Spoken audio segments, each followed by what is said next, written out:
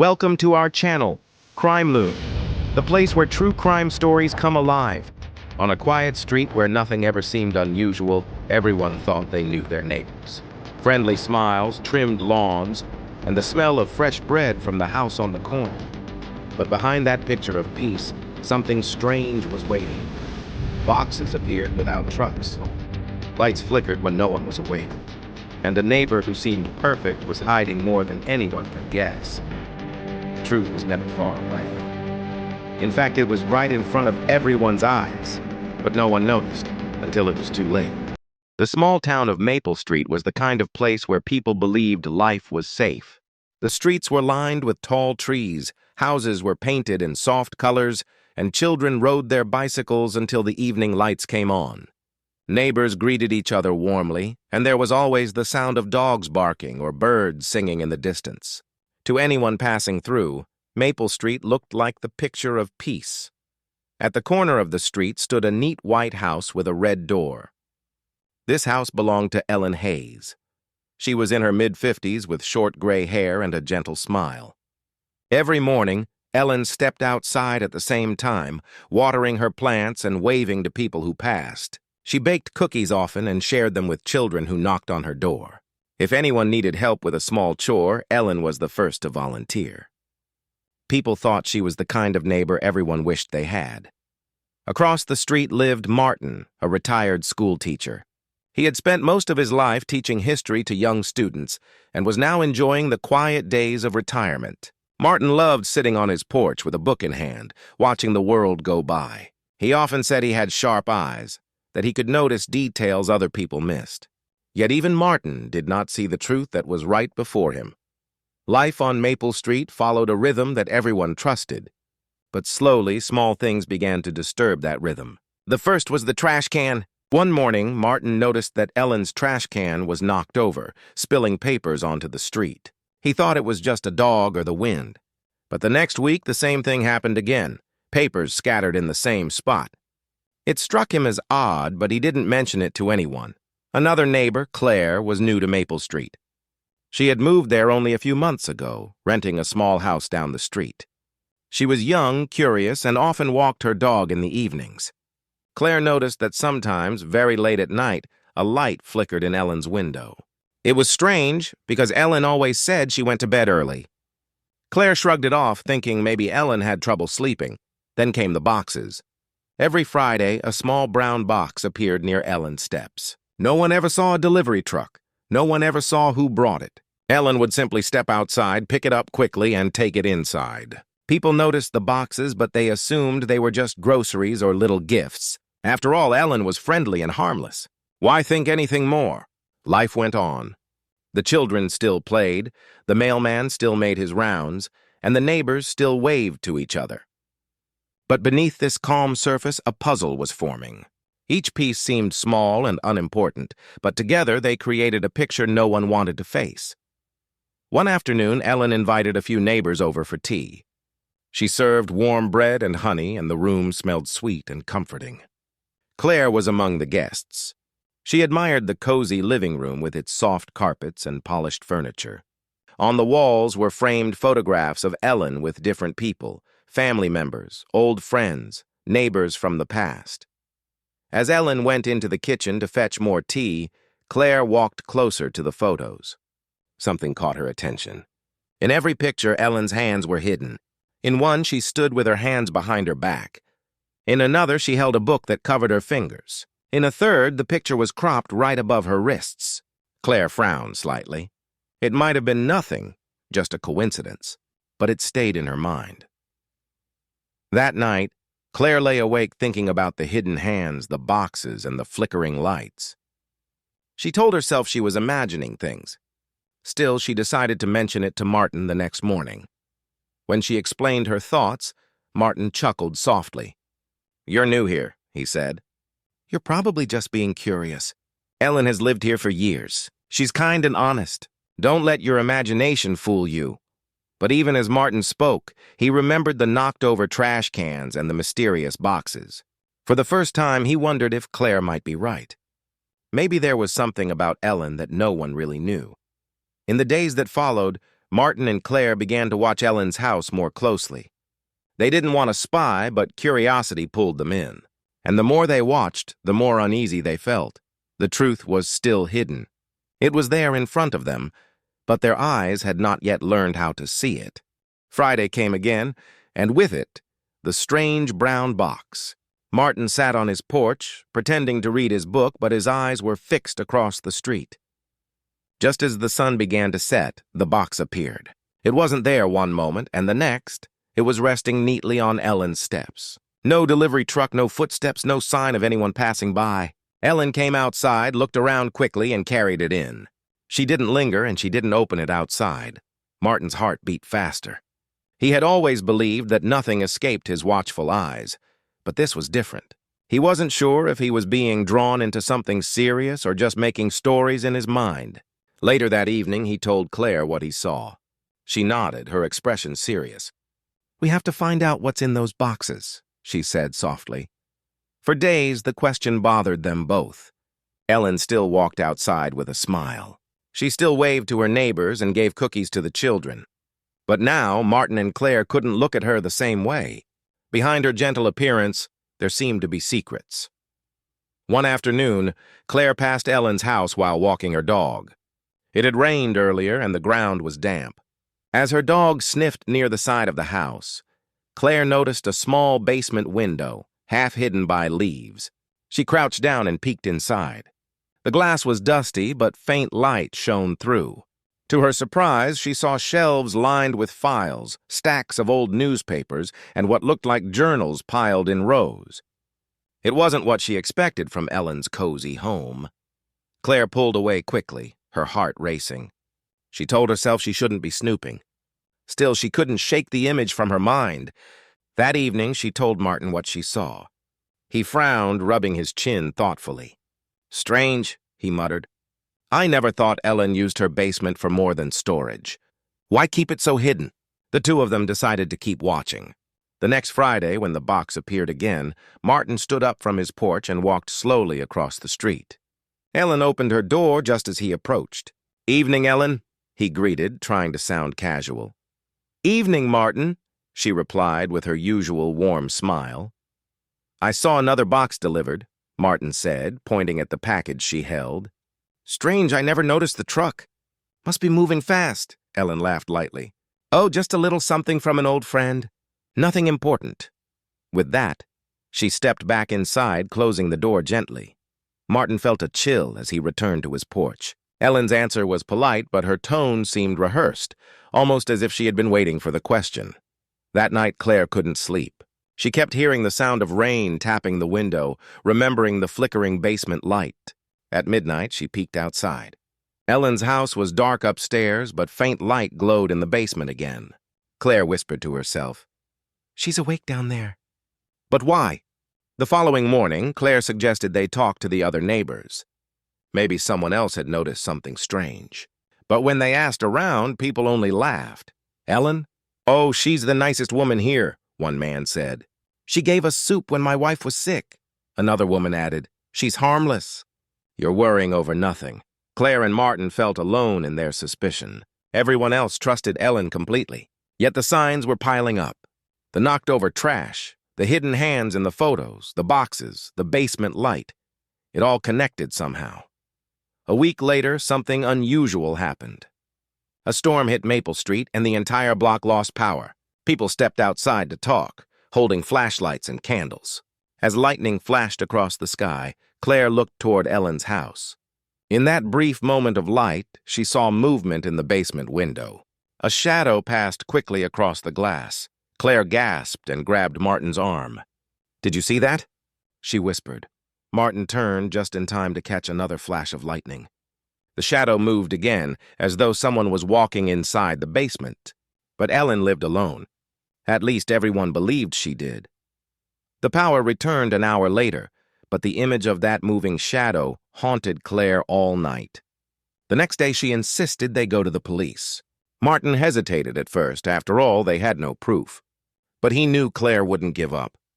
Together, they went to the small police station at the edge of town. They explained everything: the boxes, the basement, the shadow during the blackout. The officer on duty listened quietly, tapping his pen on the desk. After a long pause, he said, "Ellen Hayes? No, she doesn't have any official deliveries listed. And according to town records, her basement is only registered for storage. No workshop, no office. The officer promised to check further." For Martin and Claire, it was both a relief and a worry. If the police were interested, maybe their suspicions weren't just imagination. But what would happen if Ellen discovered they had spoken about her? That evening, Ellen walked past Martin's porch on her way to the mailbox. She smiled, but this time her eyes seemed colder, sharper. Martin felt a shiver run down his spine. It was as if Ellen knew something had changed. The truth was getting closer, but it was still hidden. Everyone had walked past it, smiled at it, even shared tea with it, yet no one had truly seen it. Not until now. The days after the storm felt heavy on Maple Street. The air was calm, but underneath it, a quiet tension seemed to build. Martin sat on his porch more often than before, his eyes drifting across the street toward Ellen's red door. He read his books less now. The words blurred, his thoughts returning again and again to that moving shadow in the basement window. Claire felt it too. Every time she walked her dog past Ellen's house, she felt watched, even though the curtains were always drawn neatly. She reminded herself that Ellen was only a kind neighbor, yet her instincts told her otherwise. The police had promised to look into the matter, but a week passed, and nothing seemed to happen. No officers came to Maple Street. No questions were asked. To the neighbors, life was back to normal. Children played ball in the street, sprinklers watered lawns, and the smell of barbecue filled the evening air. Only Claire and Martin carried the weight of suspicion. On Friday, the box appeared again. This time, Claire and Martin stood together on Martin's porch, waiting. The sky was clear, the sun slowly dipping low. At the same moment as before, the box was there. Ellen stepped out, picked it up quickly, and vanished inside. Claire whispered, "She doesn't even look around anymore. It's like she knows no one will ask." Martin nodded. "She's too comfortable.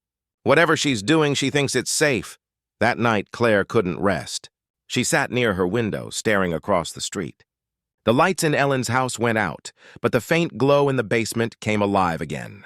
Claire leaned closer, her eyes straining. She saw a figure moving, slowly, carefully, as though placing things on shelves. Her heart pounded. She knew she wasn't imagining it. The next morning, Claire convinced Martin to take a closer look. "We don't have to go inside," she said. "Just the basement window." "We need to know," Martin hesitated. He wasn't a man who liked breaking rules, but his curiosity was too strong now. That evening, as the sun set and the street grew quiet, they walked together along the side of Ellen's house. They crouched near the small basement window, brushing aside the leaves. Inside, the shelves were clearer this time. Neatly stacked files, rows of notebooks, and piles of envelopes. Claire gasped softly. "Those are names," she whispered. "Look, those papers are labeled." Martin squinted.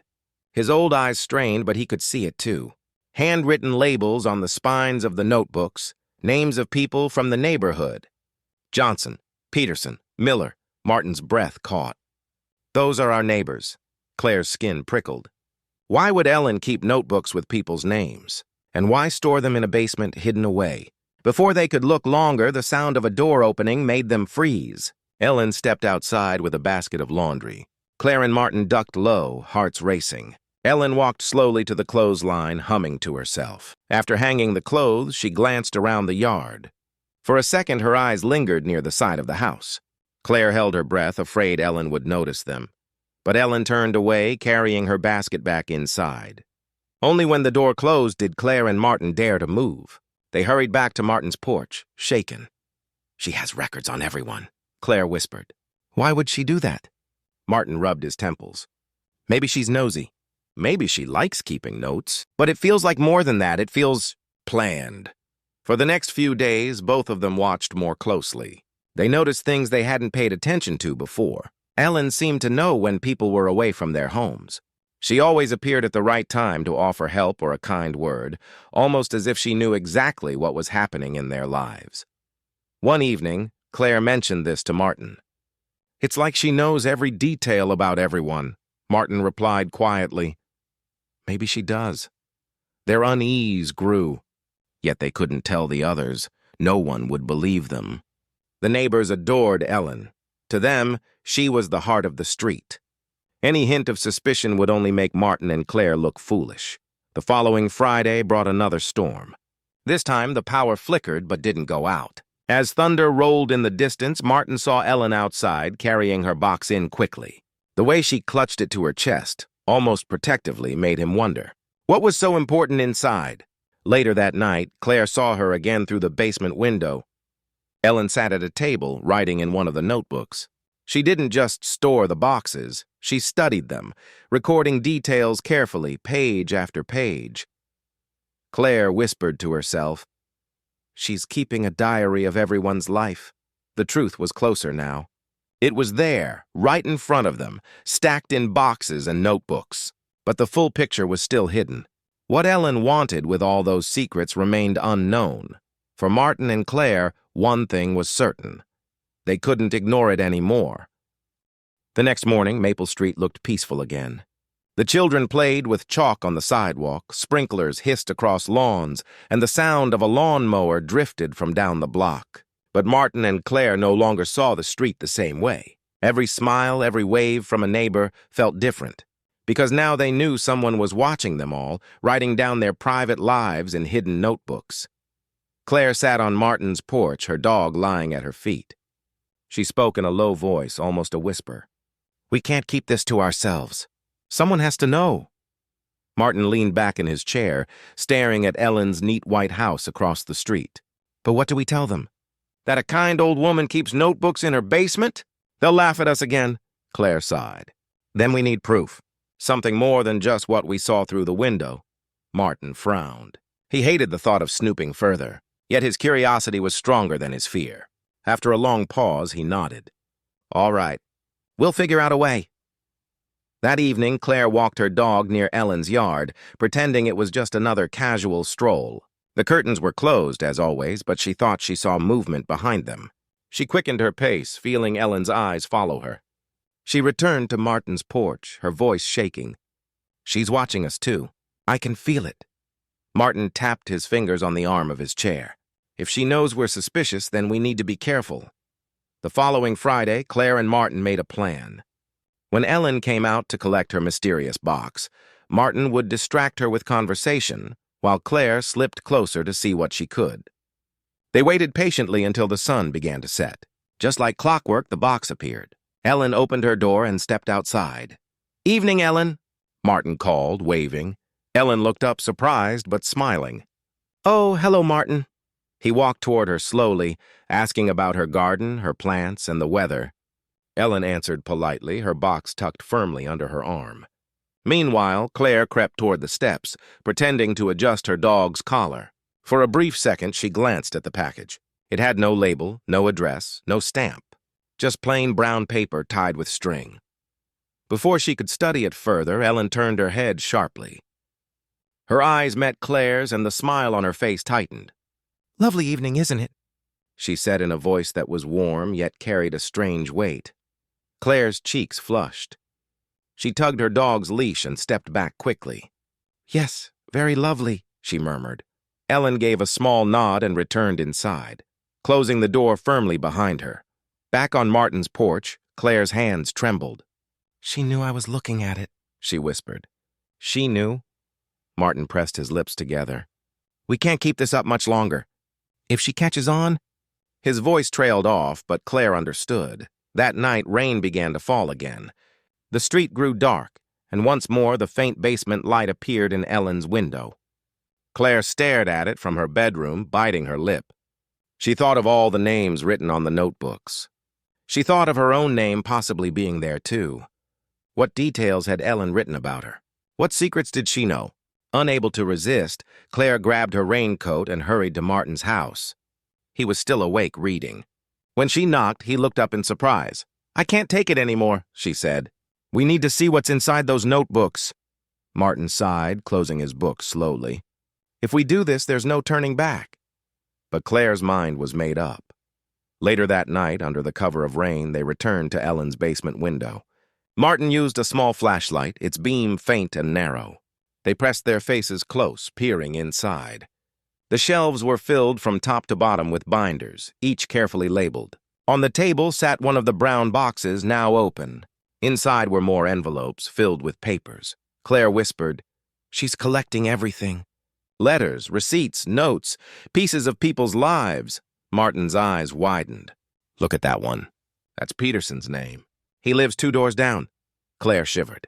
Why would she need this? What's she planning? Before they could look longer, a sound froze them in place, the creak of Ellen's back door opening. The beam of a flashlight swept across the yard. Claire grabbed Martin's arm. "She's coming!" They ducked low, hearts racing, their clothes damp from the wet grass. The light moved slowly across the yard, pausing near the bushes. For a terrifying moment, it seemed to rest right where they hid. But then it moved away, circling the garden before retreating back inside. Claire's chest rose and fell quickly. She whispered, "She knows someone is watching." Martin wiped the rain from his face. "We can't keep doing this. If she catches us, she'll know exactly who it is."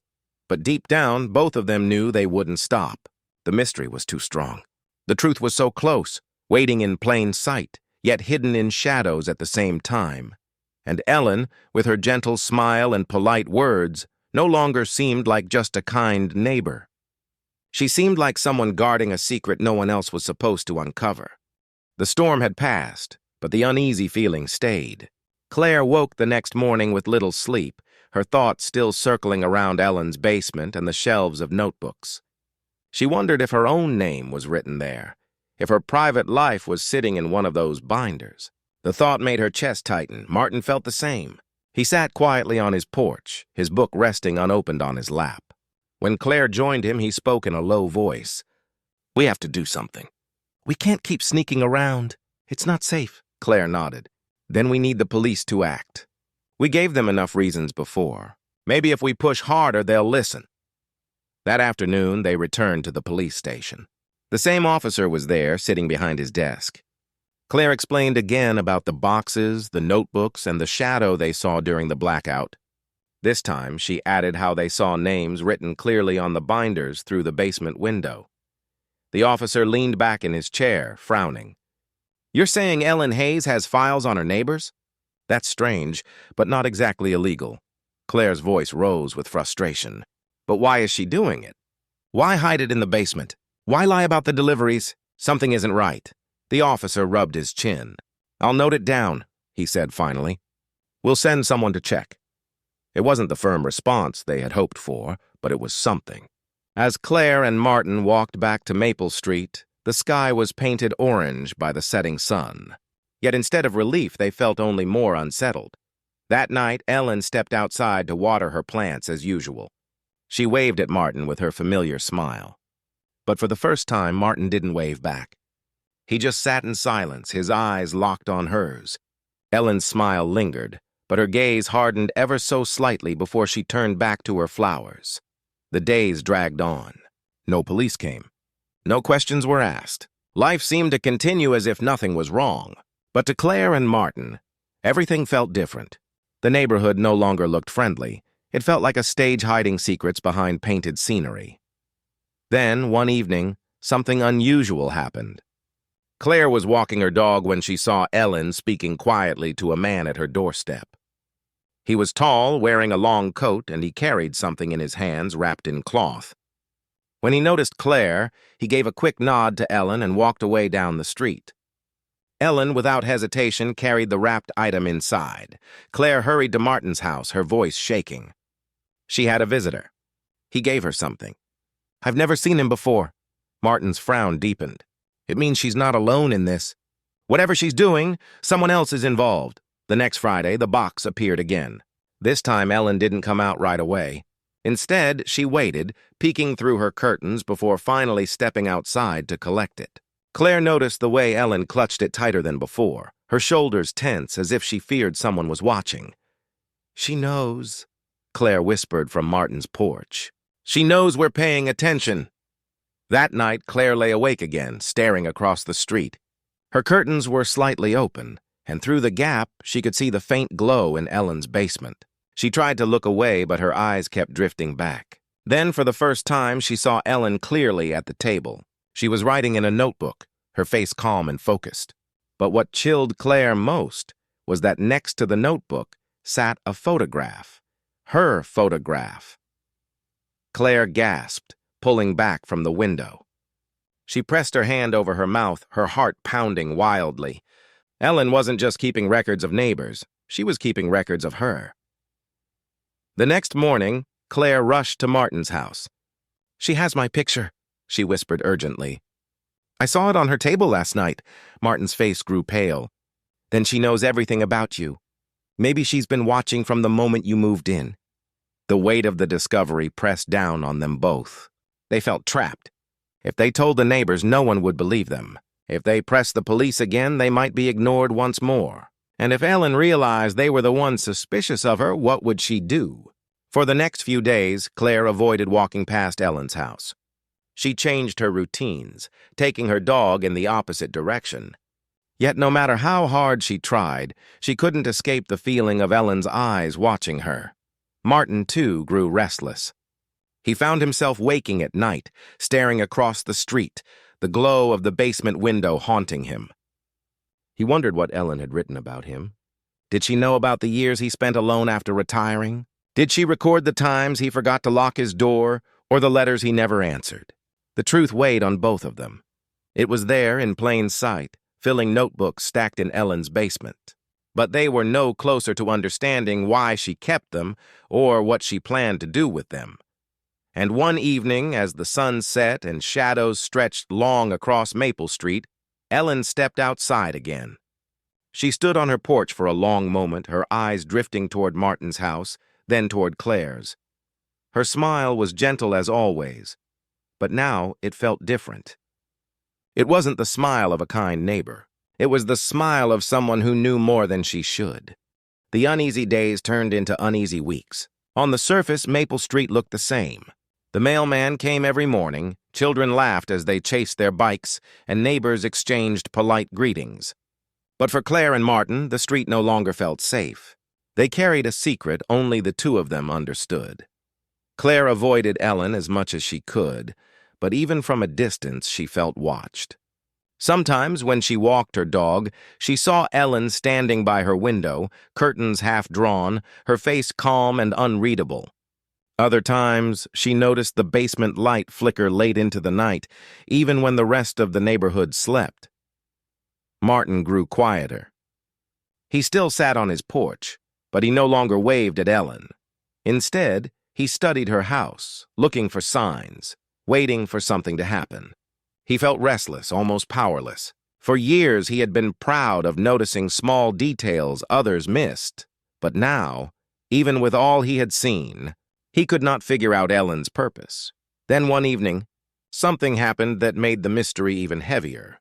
Claire returned home to find an envelope on her doorstep. It had no name, no address, only plain white paper sealed neatly. Her stomach knotted as she picked it up. Inside, she found a single sheet with her name written across the top in neat handwriting.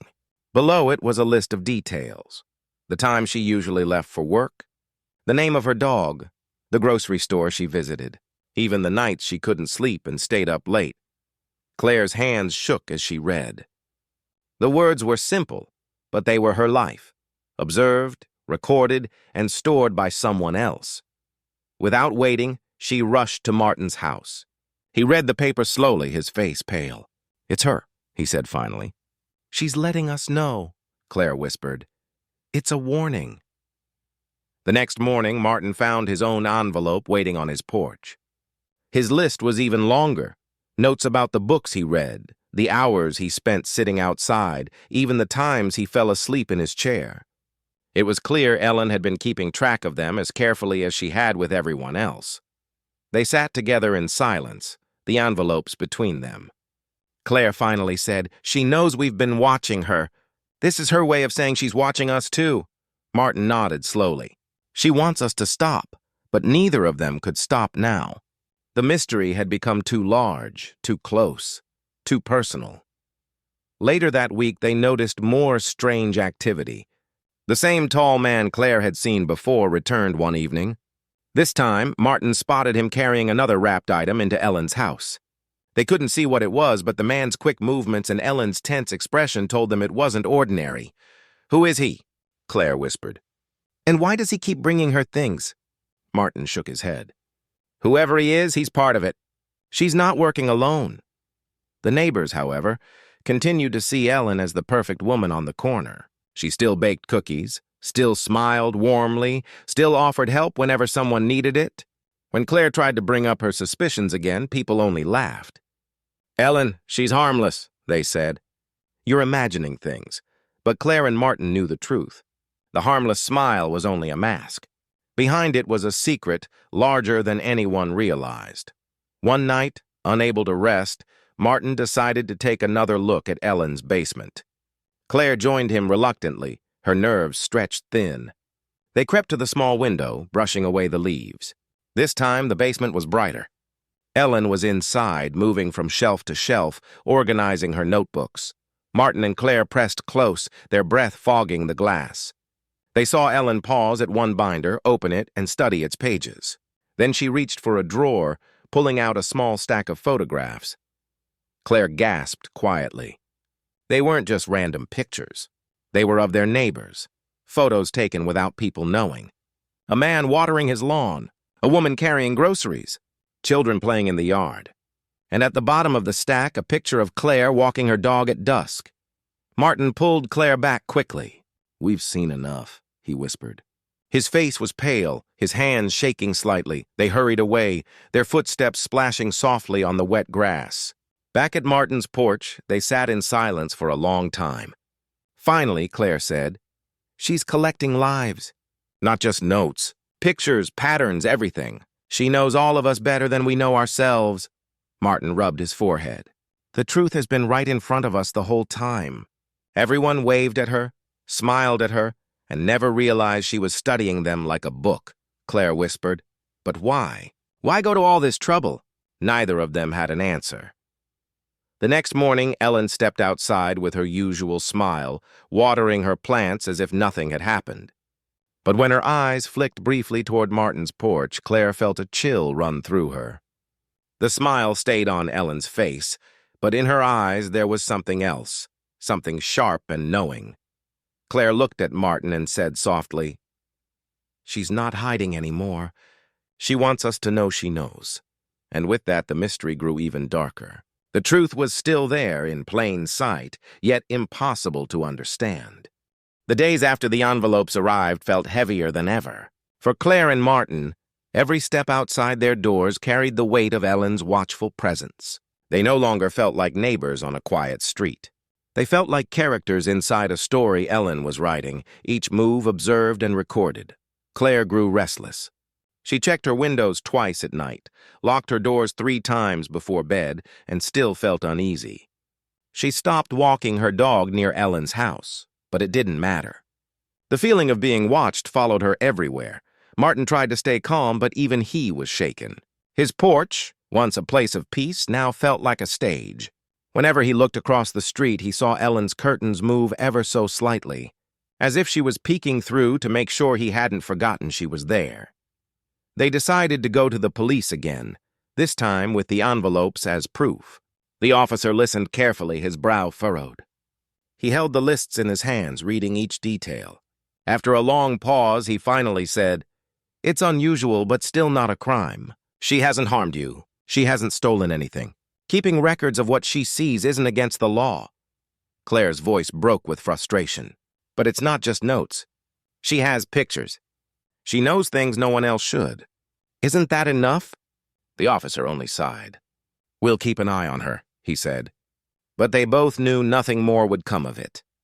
Back on Maple Street, the quiet routine continued. Ellen still waved politely, still baked cookies, still offered smiles that looked harmless to everyone else. But for Claire and Martin, those smiles felt like warnings. Then one night, something happened that neither of them could ignore. Around midnight, Claire was jolted awake by the sound of her dog barking fiercely. She hurried to the window and froze. In the dim light of the street lamp, she saw Ellen standing at the edge of her yard. Ellen wasn't moving, just standing, her face tilted slightly upward toward Claire's window. Claire's heart hammered. She stepped back, pulling her curtains closed. By the time she gathered the courage to look again, Ellen was gone. The next morning, Claire rushed to Martin's house. Her voice trembled as she told him what she saw. Martin's face hardened. "She's letting you know that she can come close whenever she wants." That evening, Martin decided he could no longer sit quietly. He crossed the street and knocked on Ellen's red door. For a moment, there was silence. Then the door opened and Ellen appeared, smiling warmly. "Martin," she said softly. "What a surprise." Martin's jaw tightened. "Why are you doing this? Why the boxes, the notebooks, the pictures? What do you want from us?" Ellen tilted her head slightly, her smile never fading. "I only want to remember," she said. "People forget too easily. They forget their words, their choices, even their neighbors. But I don't forget. I keep the truth safe." Martin's chest tightened. "You're frightening people." Ellen shook her head gently. "No, Martin. I don't frighten. I only collect. The world is filled with secrets, and most of them sit in plain sight. You just have to know how to see them." Her words sent a chill through him. He opened his mouth to speak again, but Ellen simply smiled, wished him good night, and closed the door. Martin stood there for a long moment, staring at the red door, before finally turning back across the street. When he told Claire what happened, her face paled. "She doesn't think she's doing anything wrong," she whispered. "She believes she's protecting the truth." From that day on, Claire and Martin knew they would never be able to stop her. The police couldn't, the neighbors wouldn't, and Ellen herself believed she was doing something good. The basement full of notebooks would remain, filling with details of their lives, while the rest of the street went on smiling at the woman with the gentle face. The truth was never hidden far away. It was always there, tucked in boxes, written in neat lines of ink, waiting behind the red door on the corner of Maple Street. Everyone had walked past it, waved at it, shared tea with it, and yet no one had seen it clearly until now. For Claire and Martin, the knowledge brought no comfort. They had uncovered the truth, but it gave them no power. All it gave them was the unsettling realization that the most dangerous secrets are not the ones buried deep, but the ones standing quietly in the open, where no one dares to look too closely. The truth was hidden in plain sight, and there it would remain. Subscribe to Crime Loom, and join us as we unravel more heists, mysteries, and untold legends. Don't